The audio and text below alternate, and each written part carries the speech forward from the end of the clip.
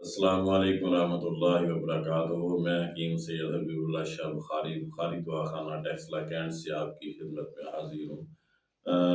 گلاب کے پھول سے ایک تیل تیار کیا جاتا ہے جس کو روغن گل گلاب کہا جاتا ہے، یا روغن گل کے نام سے بھی اس کو پکارتے ہیں، اور اسی طرح روز آئل کے نام سے بھی وہ مارکیٹ کے اندر دستیاب ہوتا ہے۔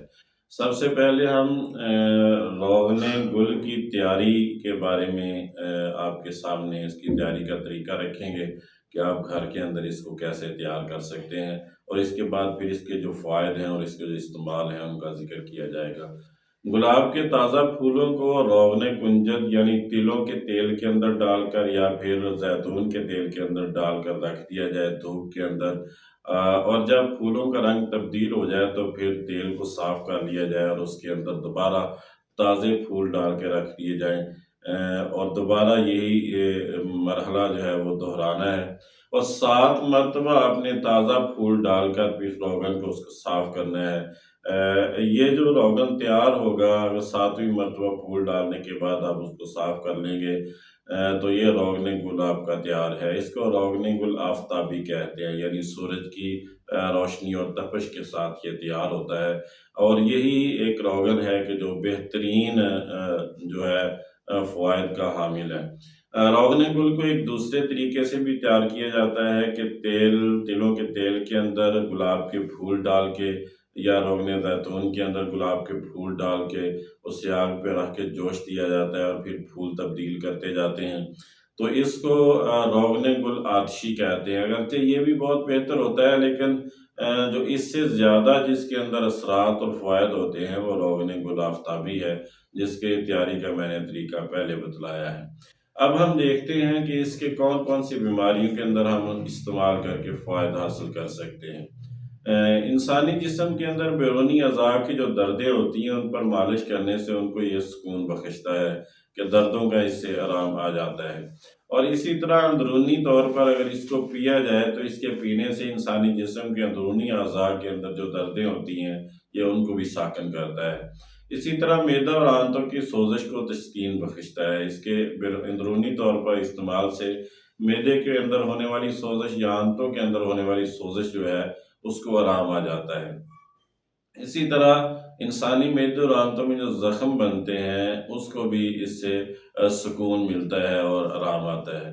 مرض سرسام جس میں دماغ کی جھلیوں کے اندر سوزش اور ورم واقع ہو جاتا ہے، اور اس کے نتیجے میں تیز بخار ہوتا ہے، غشی و بے ہوشی ہوتی ہے، اور بسا اوقات ہذیان کی کیفیت بھی پیدا ہو جاتی ہے۔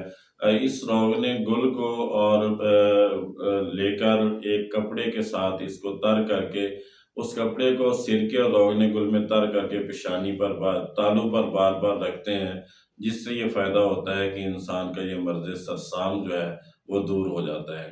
اسی طرح درد کان میں روغن گل کے قطرے کان میں ڈالنے سے انسان کا جو کان کا درد ہے اس کے اندر بھی آرام آ جاتا ہے۔ منہ کے زخموں کی صورت میں روغن گل سے اگر کلیاں کی جائیں تو منہ کے زخم جو ہے وہ بھی اچھے ہو جاتے ہیں۔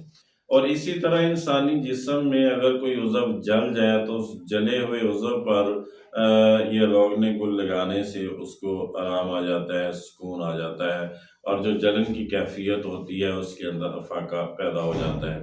ہونٹوں پر لگانے سے ہونٹوں کو یہ تر و تازہ رکھتا ہے۔ جلد کی خشکی کا ایک بہترین علاج ہے۔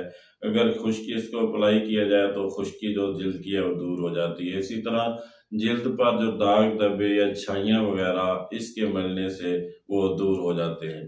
اگر آنکھوں کے گرد جو سیاہ حلقے ہیں ان پر بھی روغن گل کو اگر ملا جائے تو روغن گل کے ملنے سے آہستہ آہستہ آنکھوں کے گرد جو ہیں وہ سیاہ حلقے وہ دور ہو جاتے ہیں۔ بالوں کی بیرونکی پر اگر اس کو اپنے بالوں کے اندر انسان اس کو ریگولر لگائے تو بالوں کے اندر جو سکری خشکی یا بے رونقی ہوتی ہے اس سے انسان کی جان چھوٹ جاتی ہے۔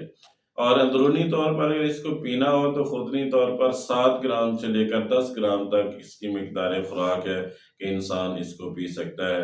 اللہ تعالیٰ نے اس کے اندر بہت زیادہ فوائد رکھے ہوئے ہیں انسانی صحت کے حوالے سے، مختلف بیماریوں میں، جن کے اندر انسان روغن گل کو اپنے گھر کے اندر تیار کر کے استعمال کر سکتا ہے۔ یہ جتنی بھی ویڈیوز ہیں یہ فائدہ عام کے لیے بنائی جاتی ہیں۔ میں دوستوں احباب سے گزارش کروں گا کہ میرے YouTube چینل کو سبسکرائب کریں، لائک اور شیئر کریں اور بیل آئیکن کو بھی دبا دیں تاکہ ہر نئی آنے والی ویڈیو آپ تک پہنچ جائے اور آپ اس سے استفادہ کر سکیں۔ اللہ میرا اور آپ کا حامی و ناصر ہو۔ السلام علیکم ورحمۃ اللہ وبرکاتہ۔